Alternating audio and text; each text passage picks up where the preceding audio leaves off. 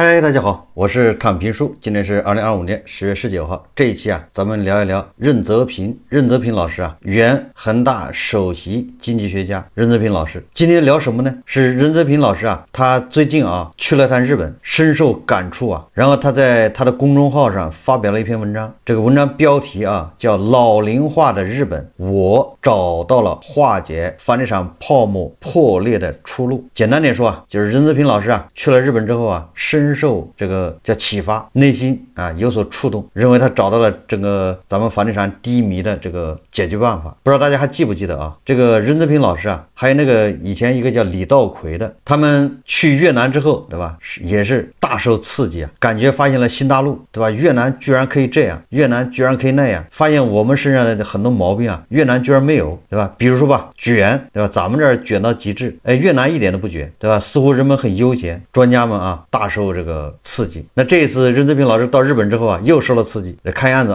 这些专家最好是自费去世界各国走一走看一看，受刺激，对吧？要不然总是出那些什么让这个政府售出，搞什么住宅银行净出这些馊主意，对吧？还是要出去多走一走看一看，尤其是花自己的钱出去走一走看一看，那效果更好。不要花大头的钱你花大头的钱出去难免搞形式主义所以我们今天来看一看任泽平老师这个跑到日本之后有什么感触，或者对我们也有启发。这任泽平老师说他说7月6号到10号到日本游学5天，参观了日本的丰田、松下、京瓷等代表性企业，深有感触，很受启发。他说房地产大泡沫破裂以后出路在于债务大挪移。这是任泽平老师得出结论我们看看他债务怎么大挪移。他说去之前重读野口优纪雄的《失去了30年》。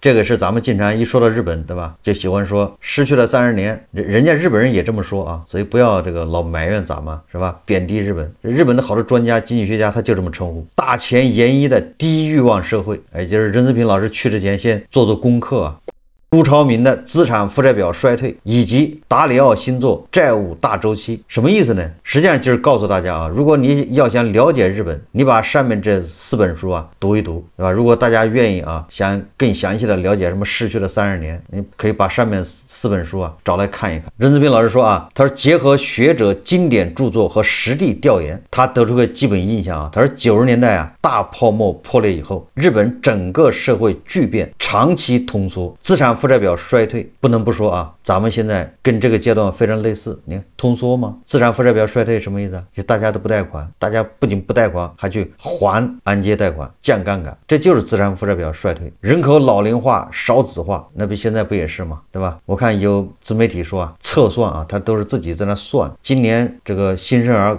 这不到400万，这个就更吓人了，断崖式下跌但是他算的不一定科学从原来信心满满的日本第一，到压抑的低欲望社会，不结婚、不生孩子、不交友、不买房、不买车、不消费、不创业，对未来没有安全感、孤独、储蓄，寻求稳定的工作和理财。这说的不就是我们现在吗？不消费那是典型，对吧？国庆节8天假，平均每天就花114，这都低到难以想象对吧？这是国家公布的数字说到理财，你看看股市涨得这么好，指数牛市，你看大家还是把钱存银行，就是不为所动，也不存在什么所谓的存款搬家，这就是典型的例子，对吧？这要搁那个15年或者是2008年那大牛市，那钱早就出去了，都扑向这个胡市了。你看现在这个大牛市走了小1年了这韭菜稳如泰山，这就是追求稳定嘛。所以说这就是当下我们这么一个现状。任泽平说他说日本落入失去了30年和低欲望社会，按照达利欧的债务大周期理论和辜朝明的资产负债表衰退理论，不应该由居民和企业部门独自化解房地产大泡沫破裂以后的债务，而应该通过财政政策扩张和债务货币化，实现温和通胀、和谐去杠杆，扩张中中央政府和央行的资产负债表，减轻居民和企业的债务压力，从而恢复消费和投资能力与动力。可对比的是，美国在2008年次贷危机和2020年至2022年疫情期间，扩张美国联邦政府财政和美联储资产负债表，来化解市场主体债务压力。居民和企业资产负债表得以恢复。所以现在美国居民消费旺盛，企业投资积极，股市连创新高，多年牛市。同时，美国联邦政府债务规模空前，美联储资产负债表大幅扩张，这个我觉得任志平老师应该全面的看待，对吧？也是咱们最害怕的就是片面的去学习美西方的这个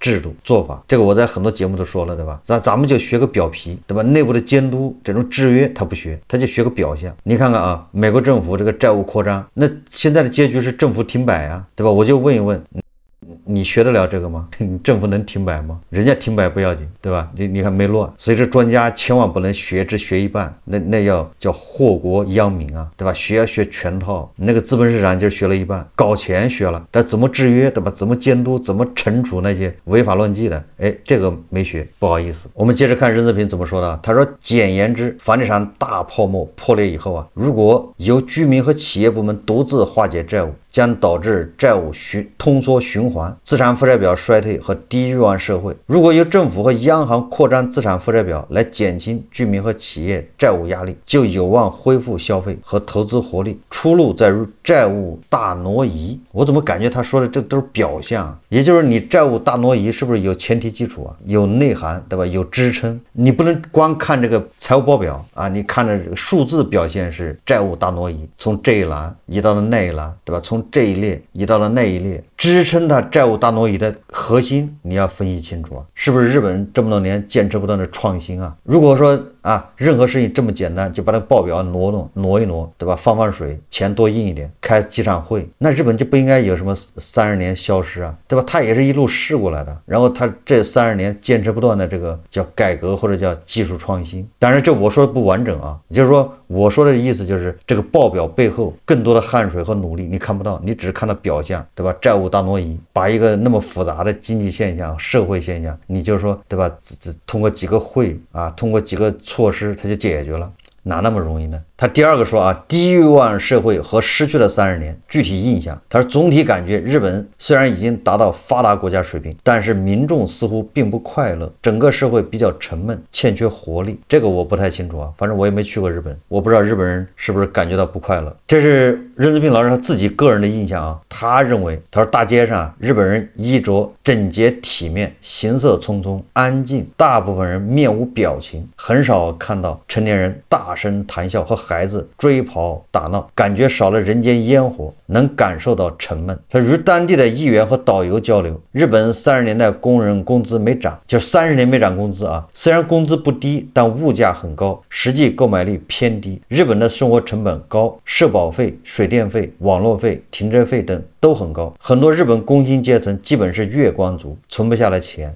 他说，因为日本的生活压力大，日本年轻人不交友、不结婚、不生孩子，宅男嘛，对吧？很多日本人活得很累。日本社会重视集体主义，大家长期戴着面具生活，没有自我，自杀率高，这跟日本失去了30年长期通缩、低欲望社会不无关系啊。这个希望有在日本的网友可以留言说一说，是不是这么个情况？就日本人是不是不快乐？任志平老师说啊，他说高端商场的奢侈品、豪华酒店等主要消费者是中国人。他说当地日本人很多消费不起，这些高端商场说中文比说日语好使，导购全部会中文，不少直接从国内招聘。据导游说啊，有些日本人对中国的心态确实有羡慕，中国这几十年确实取得了大发展，这个不用怀疑啊，我相信任泽平老师说的是真的。虽然我们也去过啊，因为我从这个数据看，但这数据我现在记不清了啊。什么数据呢？就是中国啊，现在一天啊，平均一天去日本游玩的这个游客数量，就是中国去日本的一天啊，就相当于20年前1年的人，你就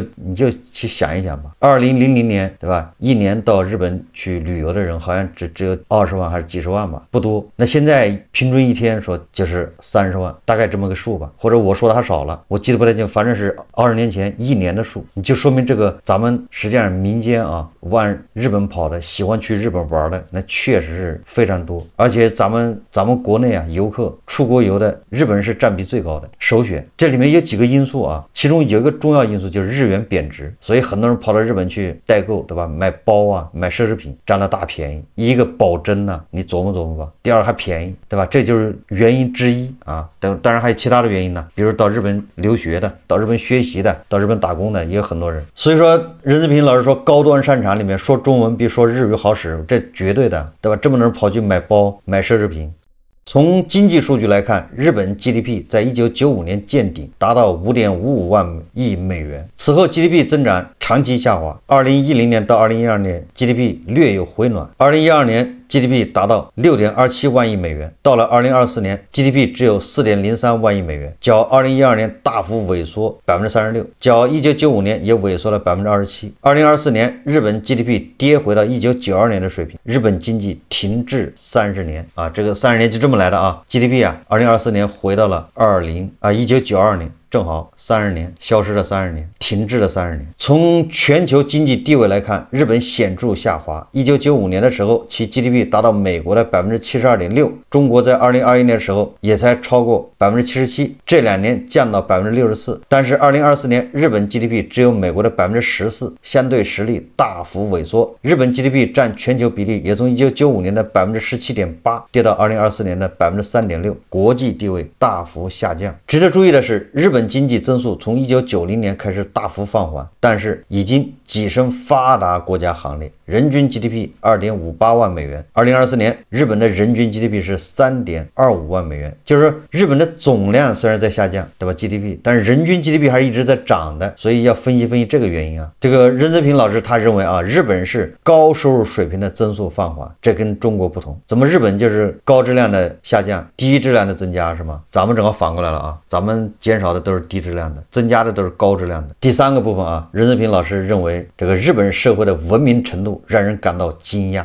任泽平老师吃惊的是日本人的文明程度。他说日本的文明程度非常高，社会的治安比欧美国家好太多。他说尤其我6月欧洲之行后对比明显。他说日本的法治水平非常高，属于典型的成熟发达经济体，只是经济和社会活力不高，也就是觉得日本社会比较沉闷吧。日本的文明水平高到什么程度？他说我这次到了大阪、京都、名古屋和东京4个城市，他说大街上非常整洁，整洁到让人惊讶的地步。但是大街上并没有垃圾桶和环卫工人，主要靠居民自己进行垃圾分类处理。据说这些年城市的整洁程度由于游客大幅增加还有所下降，说10年前比现在要更加整洁。日本人从小被教育不要给别人添麻烦，所以都很礼貌。服务行业放在欧美和国内对比，真是达到了感动式服务的水准，服务人员都满脸笑容，见了客人就问好和鞠躬，客人走了经常鞠躬和挥手送行，直到看不见客人的背影。日本游学之后啊，11到12号我带队到河南胖东来游学，在当下的经济环境下，胖东来大卖场人山人海，珠宝、黄金、茶叶和网红自营品销售火爆，基本靠抢。胖东来的成功很大程度上是感动式服务、温馨细节以及优秀选品，这些跟日本企业有类似之处。这是任泽平的观点啊。他说参观了京瓷、丰田和松下等代表性日企，日本人制造仍然非常强大，值得学习。丰田仍然是全球最大的车企，盈利能力遥遥领先，其精细化管理闻名于世。京瓷很多精密材料用在半导体上，在全球遥遥领先。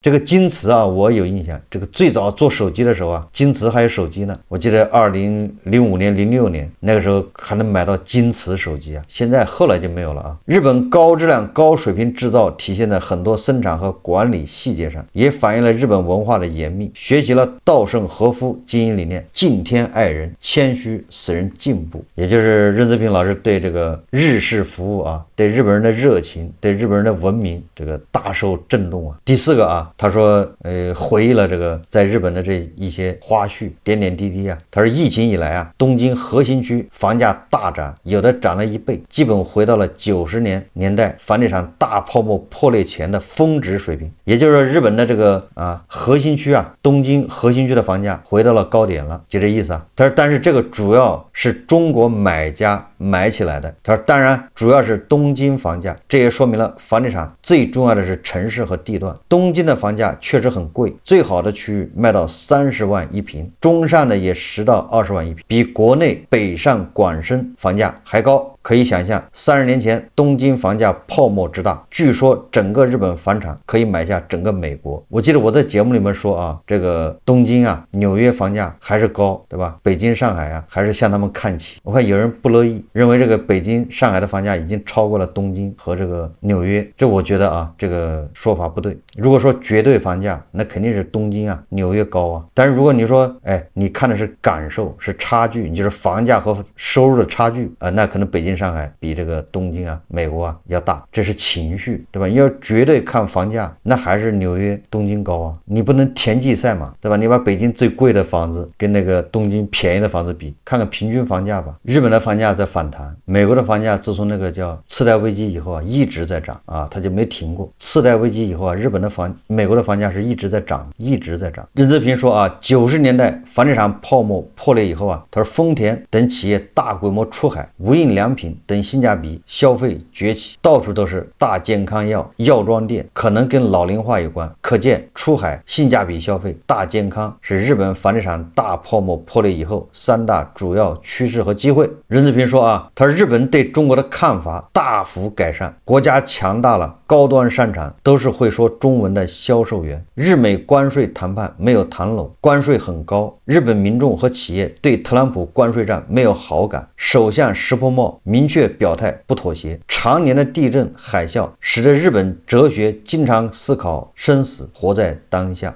这个我以前看过文章啊，就是分析日本民族啊和中华民族这种骨子里面的这些不同。那么他们就认为，因为日本人是个岛国啊，所以他们更多的要向海洋啊要收益，所以他们还是带有一定的冒险精神。那我们是农耕文明，农耕文明就是确定性，就是老天翻脸呢，大旱这个洪涝啊，它毕竟是有限的，它不是天天有年年有，对吧？这隔一段时间才有。那大海那是翻脸无情，对吧？所以说你要到海里找食搞吃的，那个风险非常大，有去无回。但是你在地上，对吧？你开荒种地这玩意确定性，对吧？相对比较确定。所以说也就是养成了啊，说咱们更多的是那种比较保守一点，不喜欢冒险，这是叫民族特性啊，跟你的这个气候环境地理有很大关系啊。但是我记得我看过这本书啊，名字我也忘了。所以说我们到现在为止啊，如果有些年轻人呢跑去徒步，对吧？穿越那些危险的地方，我们都要骂他，活该，因为我们骨子里就不提倡干这事。但是在国外的吧，你穿越、你去冒险、攀登什么的，那都是这比较司空见惯，这个就是文化的不同啊。然后最后啊，任泽平老师啊得出个结论，说日本游学结束了。如果用4个词概括此行收获，我觉得是资产负债表衰退，失去了30年，低欲望社会，债务大挪移。我觉得啊，他这个资产负债表衰退，失去了30年，低欲望社会，我觉得这个恐怕是实情啊。但是他说债务大挪移这个呢，我觉得任泽平老师很有可能啊，只说了表象。我们说通俗一点，就是我们学得了吗？以这个房地产为例，任泽平老师说啊，东京的房价现在已经回到了它衰落之前，对吧？最高价。那问题来了，它是怎么回到以前的呢？任泽平老师说了啊，主要是靠中国买家。当然不光是中国买家啊，他这个恐怕比较片面啊，那肯定还有其他国家的买家，但是以中国买家为主吧，对吧？中国人多，这个可能是这样啊。那问题就来了，那我们的房地产要回到过去的高点，是不是也意味着我们自己不行，你得靠外面人来买，是这么个结论吧？对吧？日本东京的房价反弹回高点，靠的就是外国人来买，无论是中国人还是美国人，对吧？还是越南人，越南人有钱了跑到日本买房，没毛病啊。那任泽平老师应该分析一下，什么时候在什么情况下有没有可能美国人、日本人、越南人还有英国人，对吧？排着队到咱这买房，有时候他们大量的来买房，所以我们北京、上海的房价又回到高点，甚至创出新高。我觉得这个应该分析，在什么条件下他们会回来买。曾经一度啊，他们也买过，但是后来他们都跑了，对吧？口罩期间呢，后来一放开，对吧？他不都跑了吗？把房子卖了，跑路啊。我觉得这是第一个啊。第二个，债务大挪移，日本的企业出海，这个是事实啊。我们还记得吧，在上个世纪，甚至这个世纪初，对吧？2010年之前，日本制造对我们来说，那都是意味着啊，质量好、高端啊，电视机、冰箱、洗衣机、手机、录音机。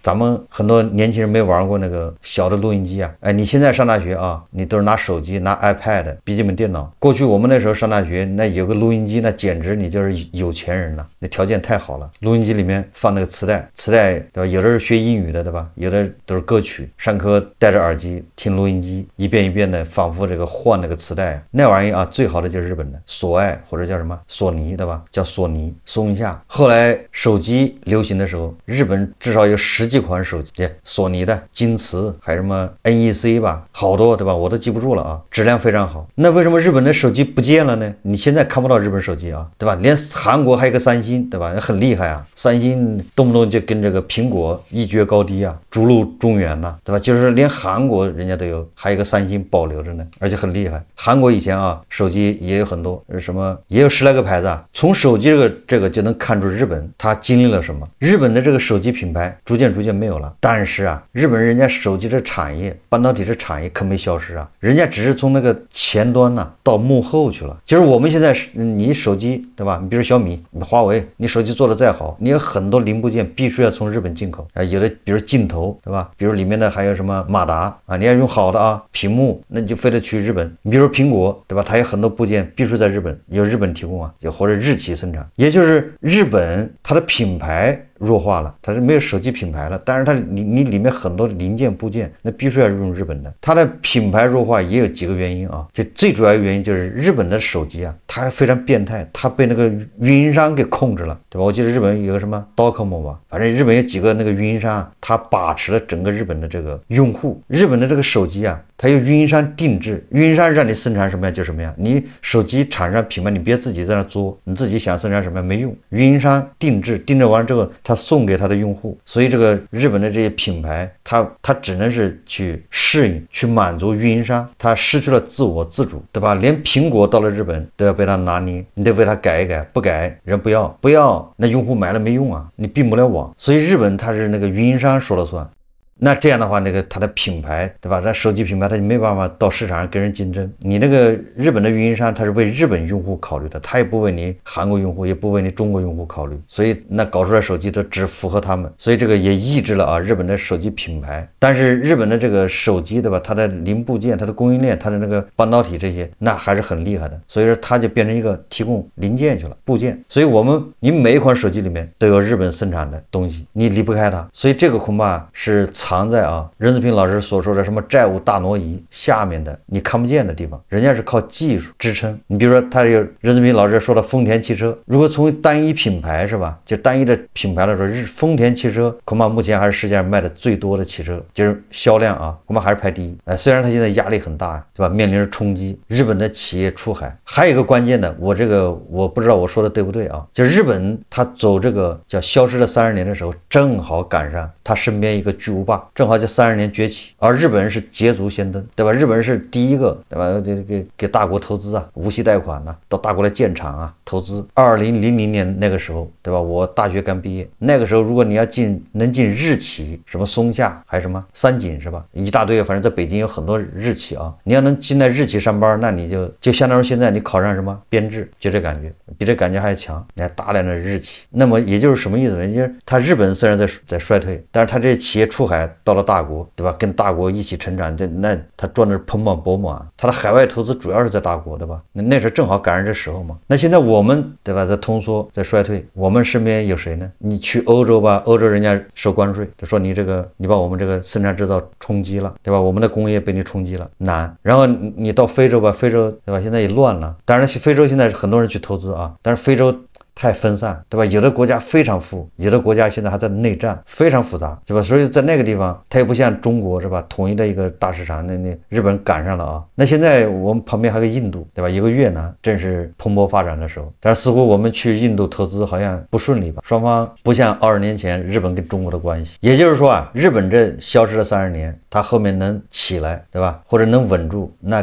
正好赶上大国腾飞。现在日企啊都已经纷纷撤离了。大家知道苏州吗？对吧？我的印象中，苏州日企是最多的，而且也是最早跑到苏州去投资的。那现在苏州在衰落，对吧？苏州是最强地级市啊，它凭什么是最强地级市啊？不就是那个日企多吗？产值高，但是它现在为什么衰落呢？对吧？这些日资纷纷撤出嘛，去了越南，对吧？去了这个东盟其他国家，或者去了印度。我说这个什么意思呢？也就是我们不能简单的复制日本的这个经验呢，因为环境不同，对吧？日本人还是靠技术、靠质量立足世界，而我们呢，说不好听一点啊，就很多这个企业不负责任，败坏了中国制造的这个名声，导致啊，在很多地方中国制造就等于叫粗制滥造、假冒伪劣。我们不能说所有企业都这样啊，确实有个别企业害群之马，对吧？败坏了这个中国制造的名声了，所以搞出来都是垃圾。这一块你要学日本。当然了，最后啊，还是这个任泽平老师说的最重要的文明呢，对吧？日本的社会的文明让人感到惊讶，我觉得我们应该在这块要赶超日本。当我们的文明啊达到日本这个程度的时候，我相信啊，什么食品安全、什么假冒伪劣、什么假论文、什么假院士，这些都会通通的少很多，对吧？正因为日本的文明水平高，对吧？所以人家诺奖拿到手软。对，反过来再看看我们，论文是全世界排第一，你能拿到诺奖吗？各行各业都在造假，造假无处不在，无孔不入。这个恐怕跟日本人确实是个差别啊。所以最后我想说的是啊，作为经济学家任泽平老师啊，要提倡啊，学习日本的话，千万不要学一半，你要把关键的核心要学到。你不像就像啊很多超市啊学胖东来一样，你学个皮毛有什么用啊？人家核心竞争力你没学着，对吧？